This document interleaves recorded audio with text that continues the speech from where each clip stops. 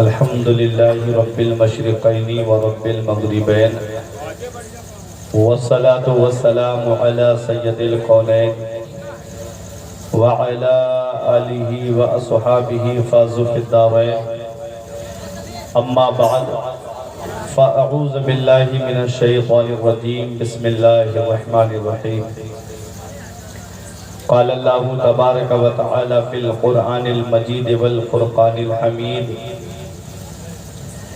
قل لا أسألكم عليه أجرا إلا المودة في القربى آمنت بالله صدق الله العظيم وصدق رسوله النبي الأمين الكريم ونحن على ذلك لمن الشاهدين والشاكرين والحمد لله رب العالمين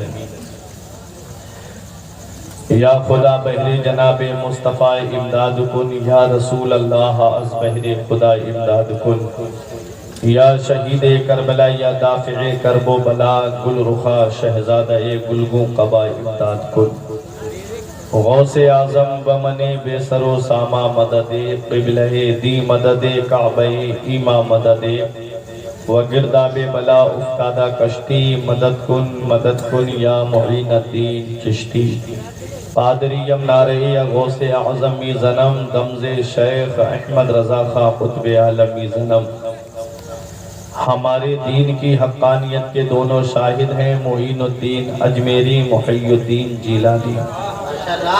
آئیے حضرات ہم اور آپ مل کر سب سے پہلے مصطفیٰ جان رحمت شمع بزم ہدایت نو شہ بزم جنت کعبے کے بدر الدجا طیبہ کے شمس الضحا دافع جملہ بلا شافع روز جزا جس نبی کی عظمت و شان کو بیان کرتے ہوئے میرا امام فرماتا ہے سرور کہوں کہ مالک و مولا کہوں تجھے، سرور کہوں کہ مالک و مولا کہوں تجھے، باغ خلیل کا گل زیبا کہوں تجھے، تیرے تو وصف عیب تناہی سے ہیں بری، حیران ہوں میرے شاہ میں کیا کیا کہوں تجھے، آخر رضا نے ختم سخن اس پہ کر دیا، خالق کا بندہ خلق کا آقا کہوں تجھے۔ تمام لوگ محبت و عقیدت کے ساتھ گنبد خضرا کی جانب لو لگا کر درود پاک کی ڈالیاں محبت کی تھالیوں میں سجا کر اس امید پر پیش کریں کہ زمانے سے مسلسل درد صبح و شام ملتا ہے، درود پاک پڑھ لیجئے بہت آرام ملتا ہے۔ پڑھئے بآواز بلند اللہم صلی علی سیدنا مولانا محمد سیدنا و مولانا محمد مبارک وسلم صلاة و سلام علیکہ یا رسول اللہ صلی اللہ تعالی علیہ وسلم۔ ابھی آپ نے مجھ سے قبل بڑے اچھے انداز میں شاعر اہل سنت بھائی غلام غوث غزالی صاحب قبلہ سے بہترین نعت و منقبت کے اشعار سنے، اور ان سے قبل آپ نے حضرت حافظ و قاری محمد ہارون رضا صاحب قبلہ سے بہترین تقریر آپ نے سماعت کی۔ اس پروگرام کی آخری کڑی کے روپ میں آپ کے سامنے حاضر آیا۔ گرمی کا احساس مجھے بھی ہے اور آپ کو بھی ہے، لیکن یہ گرمی اس گرمی کے سامنے کچھ نہیں ہے جو کربلا میں امام حسین کے سامنے تھی۔ کربلا میں وہ 72 جانثار کربلا کے میدان میں امام حسین کو چھوڑ کر نہیں گئے، تو آج امام حسین کے یہ غلام ان کے ذکر کی محفل کو بھی چھوڑ کر نہیں جائیں گے۔ ماشاءاللہ ان نوجوانوں سے کوئی شکوہ نہیں، کوئی شکایت نہیں، کیونکہ یہ قوم تو پہلے ہی سے سمجھنے والی نہیں ہے۔ الحمدللہ مجھے اس بات کی خوشی ہے کہ میرے سامنے سمجھدار اور عقل مند لوگ بیٹھے ہوئے ہیں جو جانتے ہیں کہ کربلا کے میدان میں کیا ہوا۔ بے شک اس قوم کو تو موبائل چلانے سے فرصت نہیں ہے، یہ کیا اپنے بزرگوں کی تاریخ جانے گی۔ جسے یوٹیوب دیکھنے سے فرصت نہیں، وہ کیا امام حسین کی شہادت کا فلسفہ سمجھے گی۔ جس کو سمجھنا ہے وہ یہاں پر بیٹھے گا، اور جس کو نہیں سمجھنا ہے ہر آدمی اپنے گھر کا راستہ جانتا ہے۔ جو یہاں بیٹھے گا وہ نیکیاں کمائے گا، جو اپنے گھر جائے گا اس کا عمل اس کے ساتھ ہے نا۔ بس ایک میری چھوٹی سی گزارش رہے گی آپ سے کہ تھوڑا تھوڑا میرے قریب میں آ جائیں گے تو مجھے بیان کرنے میں ایک خوشی محسوس ہوگی۔ جو دوری پہ آپ حضرات بیٹھے ہیں بس قریب میں آ جائیں زیادہ لمبی چوڑی کوئی تقریر نہیں، بس کربلا کا پیغام کیا ہے وہ آپ کے سامنے میں پیش کروں گا۔ جو ہمارے چچا پیچھے بیٹھے ہیں بزرگ، ان سے بھی گزارش ہے کہ آپ بھی آ جائیے۔ چند اشعار پیش کر رہا ہوں منقبت امام حسین کے، محبت کے ساتھ میں سماعت کر لیں۔ مجھے وہ اشعار بہت پسند ہیں اس لیے میں پڑھ رہا ہوں۔ وہ نواسا ہے نبی کا، وہ نواسا ہے نبی کا، وہ نواسا ہے نبی کا، وہ نواسا ہے نبی کا، وہ نواسا ہے نبی کا۔ میں کیا بیاں کروں گا فضیلت حسین کی، میں کیا بیاں کروں گا فضیلت حسین کی۔ قرآن بیان کرتا ہے عظمت حسین کی، قرآن بیان کرتا ہے عظمت حسین کی۔ نام و نشان مٹ گیا ظالم یزید کا، نام و نشان مٹ گیا ظالم یزید کا۔ رش کے جناح آج بھی تربت حسین کی، وہ نواسا ہے نبی کا، وہ نواسا ہے نبی کا، وہ نواسا ہے نبی کا، وہ نواسا ہے نبی کا، وہ نواسا ہے نبی کا۔ مختار کائنات کا پیارا حسین ہے، مختار کائنات کا پیارا حسین ہے۔ مولا علی کی آنکھ کا تارا حسین ہے۔ یہ شعر بہت اچھا ہے، یہ علماء سبحان اللہ بولیں گے، دیکھیں مولانا انشاءاللہ۔ مختار کائنات کا پیارا حسین ہے، مولا علی کی آنکھ کا تارا حسین ہے۔ جو لوگ کل یزید کے لشکر کے ساتھ تھے، جو لوگ کل یزید کے لشکر کے ساتھ تھے، اب وہ بھی کہہ رہے ہیں ہمارا حسین ہے۔ وہ نواسا ہے نبی کا، وہ نواسا ہے نبی کا، وہ نواسا ہے نبی کا، وہ نواسا۔ نعرہ تکبیر، نعرہ رسالت، مسلک اعلیٰ حضرت، نعرہ تکبیر، نعرہ رسالت، زندہ باد زندہ باد۔ وہ نواسا ہے نبی کا، وہ نواسا ہے نبی کا، وہ نواسا ہے نبی کا۔ آواز دے تو خلد سے کوثر نکل پڑے، آواز دے تو خلد سے کوثر نکل پڑے، نہر فرات خیمے کے اندر نکل پڑے۔ یہ امتحان صبر تھا ورنہ میرے حسین، یہ امتحان صبر تھا ورنہ میرے حسین۔ انگلی زمین پہ رکھ دے سمندر نکل پڑے۔ وہ نواسا ہے نبی کا، وہ نواسا ہے نبی کا، وہ نواسا ہے نبی کا۔ درود پاک پڑھے، اللہم صلی علی سیدنا و مولانا محمد و بارک وسلم، صلاۃ و سلاما علیک یا رسول اللہ صلی اللہ تعالی علیہ وسلم۔ گھر چھوڑ دیا وعدہ مولا نہیں چھوڑا، گھر چھوڑ دیا وعدہ مولا نہیں چھوڑا، قربانی اسلام کا جذبہ نہیں چھوڑا۔ حیدر کے گھرانے کی بہو ہو کہ ہو بیٹی، ارے دونوں نے کسی حال میں پردہ نہیں چھوڑا۔ حیدر کے گھرانے کی بہو ہو کہ ہو بیٹی، دونوں نے کسی حال میں پردہ نہیں چھوڑا۔ اور سینے سے لگا ہے کبھی ہونٹوں پہ ہے جاری، سینے سے لگا ہے کبھی ہونٹوں پہ ہے جاری۔ شبیر نے قرآن کو تنہا نہیں چھوڑا، اور رکھا ہے قدم جب سے حسین ابن علی نے، رکھا ہے قدم جب سے حسین ابن علی نے، اس دن سے فرشتوں نے بھی کوفہ نہیں چھوڑا۔ رکھا ہے قدم جب سے حسین ابن علی نے، اس دن سے فرشتوں نے بھی کوفہ نہیں چھوڑا۔ اسلام تھا، اسلام ہے، اسلام رہے گا۔ قرآن تھا، قرآن ہے، قرآن رہے گا۔ اسلام کی گردن پہ حسین ابن علی کا احسان تھا، احسان ہے، احسان رہے گا۔ حضرات آج ہم جس اسلام کے گلشن میں سانسیں لے رہے ہیں، ہمیں کوئی قربانی نہیں دینا پڑی، ہمیں کوئی پریشانی نہیں اٹھانی پڑی۔ آپ دیکھو اس اسلام کی خاطر کتنی قربانیاں دی گئی ہیں، اس اسلام کی خاطر کتنی پریشانیوں کا سامنا کیا گیا ہے۔ اگر تاریخ کا وہ باب آپ کی نگاہوں کے سامنے رکھ دیا جائے تو آپ کی آنکھوں سے آنسو نکل پڑیں گے۔ میرے آقا حضور صلی اللہ تعالیٰ علیہ وسلم جب اس اسلام کی تبلیغ کے لیے اپنے حجرے سے باہر نکلے تو میرے آقا نے کیا دیکھا کہ آقا کے راستے میں کانٹے بچھا دیے گئے ہیں، اور ایسے ایسے نوکیلے کانٹے کہ اگر تلوے مبارک میں لگ جائیں تو تلوہ توڑ کر کے اوپر نکل آئیں۔ میرے آقا اس وقت اگر اپنے حجرے میں واپس چلے جاتے اور یہ کہہ کے چلے جاتے، لوگوں میں تمہارے لیے جنت کا راستہ سیدھا کر رہا ہوں اور تم میرے راستے میں کانٹے بچھا رہے ہو، مجھے کیا پڑی ہے اپنے پاؤں کو کانٹوں سے لہو لہان کرانے کی۔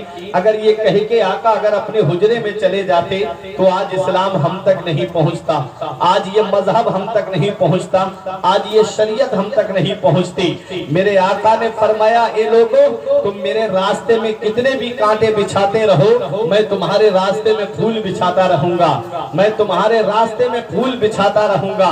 میرے آقا نے اسلام کی تبلیغ کے لیے قدم باہر نکالا، کوئی سیٹی بجا رہا تھا، کوئی نبی کے پیچھے تالیاں بجا رہا تھا، کوئی میرے نبی کا مذاق اڑا رہا تھا۔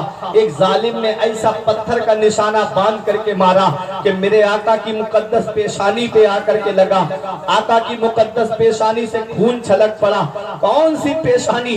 وہ پیشانی جس کے لیے میرا امام کہتا ہے جس کے ماتھے شفاعت کا صحرا رہا، جس کے ماتھے شفاعت کا صحرا رہا، اس جبین سعادت پہ لاکھوں سلام۔ اس مقدس پیشانی سے خون نکل رہا ہے۔ میرے آقا اپنے حجرے میں تشریف لاتے ہیں، حضرت فاطمہ کی نظر پڑی، تڑپ گئی حضرت فاطمہ، ان کی آواز سن کر دوسری شہزادیاں آ گئیں، اور شہزادیوں کی آواز سن کر کے حضرت خدیجۃ الکبریٰ نکل آئی۔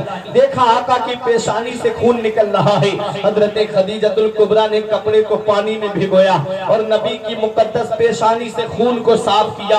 آج کی عورت ہوتی تو کہہ دیتی آپ کو کیا پڑی ہے پتھر کھانے کی، آپ کو کیا پڑی ہے پریشانی اٹھانے کی، آپ کو ان لوگوں کے لیے پریشانی اٹھا رہے ہو۔ اگر یہ قوم جہنم میں جانا چاہتی ہے تو جانے دیجئے، آپ اپنے حجرے میں آرام سے بیٹھیے۔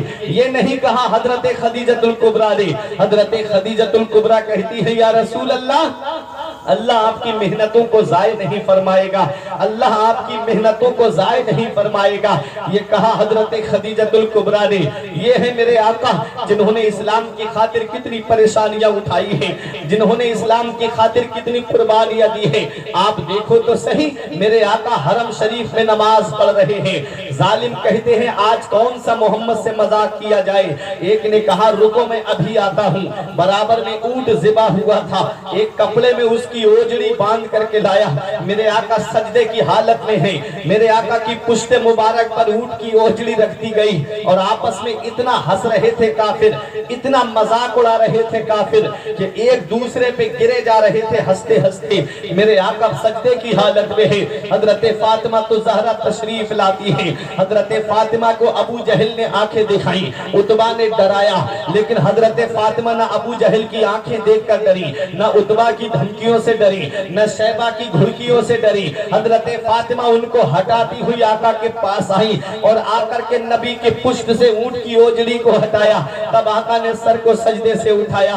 حضرت فاطمہ تو زہرا رضی اللہ تعالی عنہا ان کے لیے بددعا کرنا چاہ رہی تھی، آقا نے اپنے دست مبارک کو ان کے لبوں پہ رکھ دیا، فرمایا نہیں بیٹی یہ میرے آقا ہے۔ حرم شریف کے اندر ایک ظالم نے ایسا چادر کا پھندا ڈالا، میرے نبی کے مبارک گردن پر چادر کا نشان پڑ گیا۔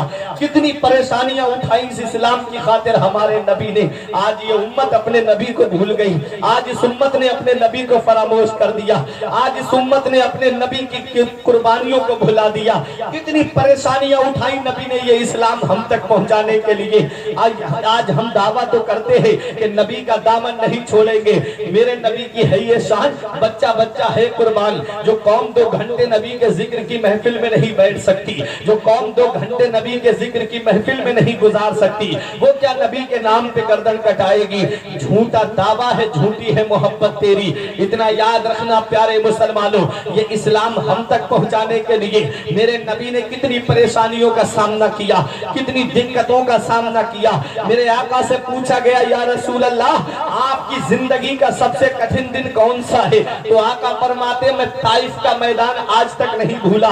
جب میرے آقا اسلام کی تبلیغ کے لیے طائف کے میدان میں پہنچے تو طائف کے لوگوں کو ابو جہل نے پہلے ہی سے سیٹ کر دیا تھا. انہوں نے میرے نبی کے اوپر پتھروں کی بارش کر دی. میرے نبی کے پائے مبارک پر پتھر لگ رہے تھے. تاریخ میں لکھا ہے کہ نبی کا ایک پائے مبارک اٹھتا تو دوسرے پیر پر آ کر کے پتھر لگتا. آقا اس پیر کو زمین پر رکھتے تو دوسرے پیر پر آ کر کے پتھر لگتا. کتنی پریشانیوں کا سامنا کیا میرے آقا نے. میرے آقا کی نالین شریف خون سے بھر گئی تھی. آقا ایک باغ کے اندر تشریف لے گئے. میرے آقا کی بارگاہ میں پانی کے فرشتے نے آ کر کہا یا رسول اللہ اجازت دے دو, ابھی ان کو یہیں پر ڈبو کے مار دوں گا. ہوا کے فرشتے نے کہا یا رسول اللہ اجازت دے دو, انہیں پہاڑوں سے ٹکرا کے مار دوں گا. اے لوگوں, ایک فرشتے نے آ کر کے کہا یا رسول اللہ یہ طائف کا میدان, یہ طائف کی بستی, یہ 2 پہاڑوں کے بیچ میں آباد ہے, اجازت دے دو پہاڑ ملا دیتا ہوں, یہ یہیں پر پس کر کے مر جائیں گے. اس وقت میرے نبی نے کیا فرمایا؟